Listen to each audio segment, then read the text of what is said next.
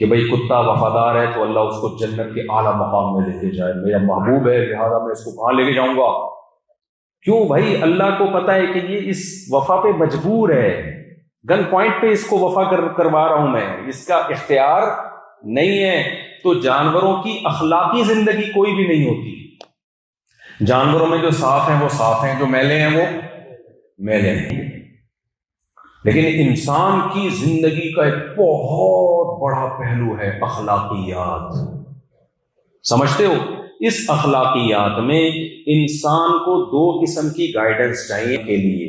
ایک گائیڈنس یہ ہمیں اچھائی اور برائی کی ڈیفینیشن پتہ چل جائے، اچھائی کسے کہتے ہیں اور برائی بولو نا کسے کہتے ہیں۔ آج دنیا میں پتہ ہے کیا ہے؟ برائی پہ اچھائی کا لیبل لگا ہوا ہے، اچھائی پہ برائی کا لیبل لگا ہوا ہے۔ مثال کے طور پر میں ایک اکثر مثال دیتا ہوں، ہماری سوسائٹی میں پاکستان کی بات کر رہا ہوں، چرس بری چیز ہے۔ آپ کے ہاں کوئی رشتہ آپ کی بیٹی کے لیے، آپ نے اس کو بٹھایا، بیٹھی ہے جناب، آپ کیا کرتے ہیں؟ میں چرس پیتا ہوں انکل، دو گے رشتہ؟ کیوں؟ چرس پہ کون سا لیبل لگا ہوا ہے سوسائٹی میں؟ کون سا لیبل لگایا ہے؟ اچھائی کا یا برائی کا؟ اچھی چیز کا یا بری چیز کا؟ بری چیز کا۔